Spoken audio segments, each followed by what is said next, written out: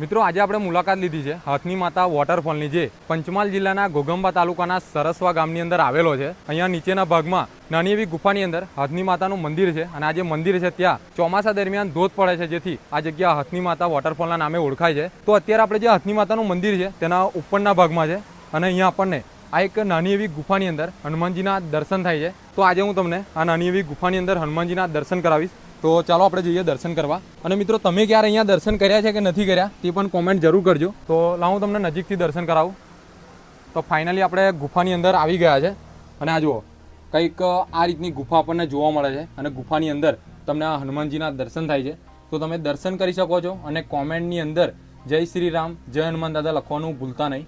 આ જે ગુફાની અંદર મંદિર છે ત્યાં તમને બહાર પણ એક નાનું મંદિર જોવા મળે છે, તો તમે અહીંયા પણ દર્શન કરી શકો છો। અને અહીંયા બાજુમાંથી આ પાણી જઈ રહ્યું છે જે નીચે હાથની માતાનું મંદિર છે ત્યાં પડે છે, જેથી આ જગ્યાને હાથની માતા વોટરફોલ તરીકે